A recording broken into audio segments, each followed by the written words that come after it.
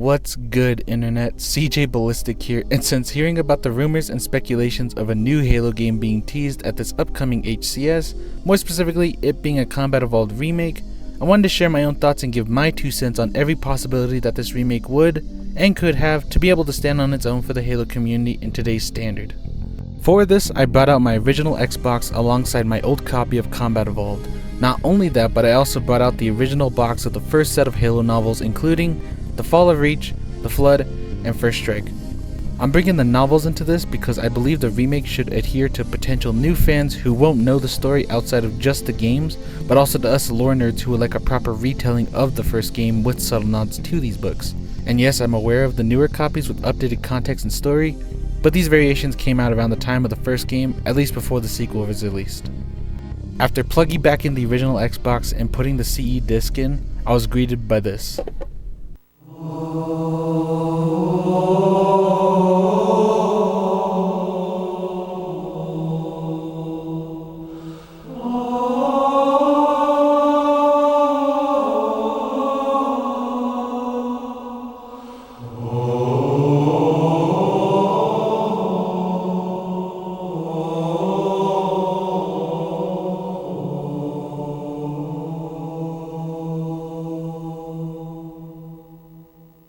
This menu unintentionally became an icon to the community and should be the first thing we see in the potential remake. Everything in this menu should be kept as is, the camera rotating around the ring with the game title hanging overhead. I don't think any subtitles should be given for this like it was for Anniversary, nor should it be called Combat Evolved either, due to the original being the game that defined the genre on consoles in the first place. With this in mind, both the menu, game case, and system file should just say Halo. Below this should be the options select that should remain simple: campaign, firefight, settings, and a fourth option for something like extras as it was in the Anniversary menu. For the extras we can put in things like waypoint, messages of the day or news, a library for lore, maybe even a theater. I don't think the remake should come with Forge, as it should focus entirely on the campaign and surrounding aspects. Following the PvE focus, the remake should include an improved firefight just like ODST did, especially when there will be an abundance of enemies to now include like cut content Flood, and even later debuted Halo Enforcers. The sound design is also a big aspect to the game, but keeping focus on the menu for now, I believe it should pay a nod to both Anniversary and Halo Wars.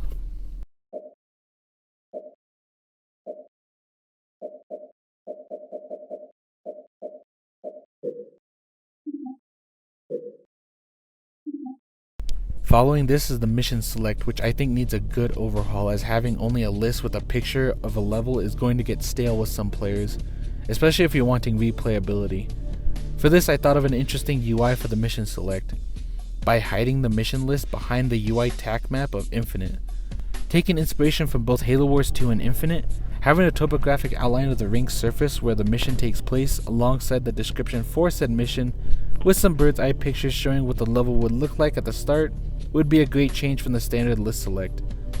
This could also transition to and from the main menu seamlessly using the Halo ring model that's already there. Leading into the missions themselves, the only real changes they need are to the level designs and detailing. Since Anniversary went overboard with detailing and needed to take several steps back in Infinite, I thought this would be a great opportunity to see how Combat Evolved worked with its simple art style and aesthetic. The limitations of the original Xbox alongside the TVs and CRT monitors it was played on unintentionally help with the art style, and it easily shows. Come on, floor it!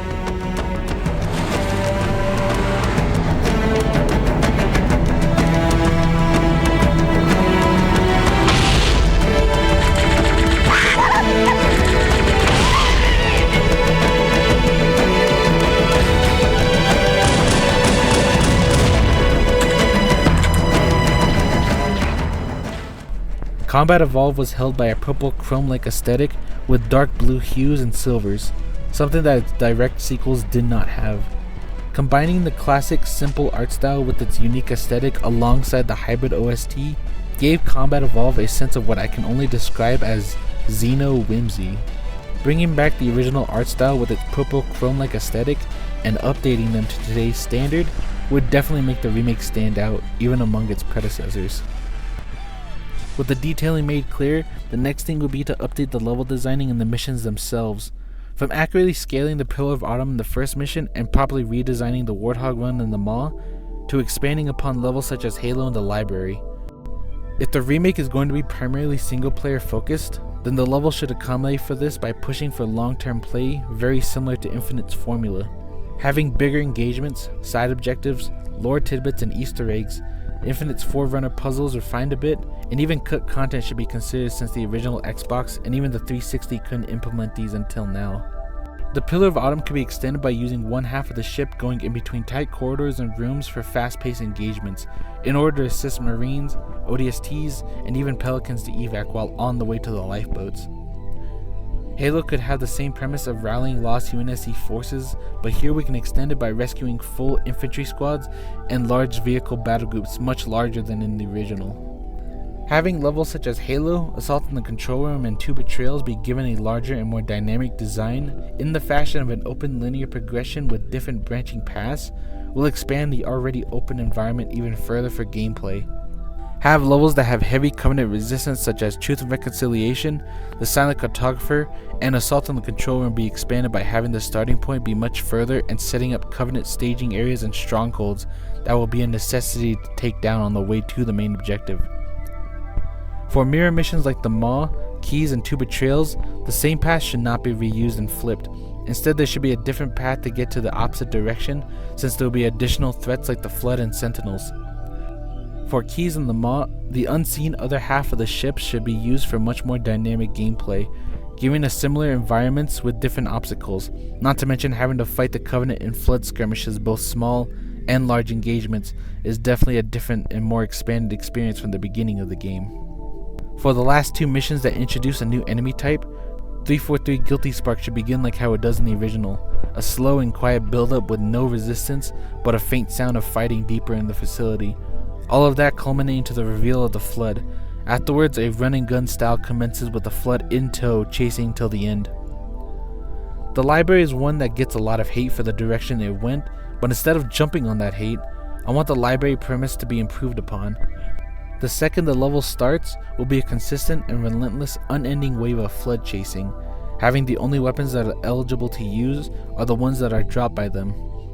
I wanted what is commonly seen as the worst level in Combat Evolved be turned into a perfect demonstration of the Flood's power. Maybe here is where we'll see their strongest attributes and possibly a boss battle featuring the Juggernaut or Tank Pure forms. The sandbox itself should be given an update, considering there are more weapons, vehicles, and enemies, both new and alternate variations before, during, and after the events of Combat Evolved. Having an updated sandbox of weapons and vehicles to use is always a welcoming addition to every new Halo title. Just to spit a few ideas out, there could be the extended arsenal of Halo Reach and Halo 2. Remember, the original Combat Evolved had 12 different usable weapons, 8 not counting the grenades and turrets, and 4 drivable vehicles, both UNSC and Covenant. Adding on to this, since this will be campaign focused, every weapon should be fun to use with their own strengths and weaknesses. Without a multiplayer to worry about, balancing weapons should cater to being fun instead of optimal. 2 more things regarding the sandbox and gameplay mechanics. First, and more importantly, sprinting. It was a very ambitious mechanic Bungie added in Halo Reach, and honestly, it wasn't really needed. Having a sprint mechanic should make a significant difference from normal running, and to nitpick here with a bit of lore, Spartans were already sprinting since the beginning. Secondly, this is a smaller, more fan favorite request, assassinations. The reason they were removed from Infinite was because of the multiplayer vulnerability, and since this remake won't have one, why not bring it back for the community? Make it a toggleable feature for some of us to play with it on or off. My last point would be to talk about the single player aspect. That seems to be the main thing I hear about with this, is that the possible remake would be campaign focused only. For my final possibility, I would think a 2 to 4 player PvE multiplayer should be considered viable for this game. Halo was, is, and will always be that one game you play with a friend or friends, whether it's couch split screen or co-op over Xbox Live. I'd be perfectly fine if PvP multiplayer is excluded from this remake. I don't think it needs one. But if we're going to be given a Combat Evolved remake, then give us a proper remake that we can play alongside our friends, just like we did back in 2001 to 2004. Now, with all my hopeful wishes said and done, I'm still excited for a new Halo game. regardless if it's a Combat Evolved remake, spin-off, or even a new entry to the already existing games. If my video intrigues anyone, feel free to like it. This is my first proper video and I was having a blast making it. If anyone else is excited as I am, please comment. I would love to keep talking about this concept. And if my pointers align with anyone else's, please share it. Who knows, it might reach the bigger, more important Halo content creators, maybe even Halo studios themselves. I will definitely be making more videos, so if anyone wants to stick around, please subscribe. With that, I'm heading off. Take care of yourselves, and I'll see you guys on Xbox Live. See ya.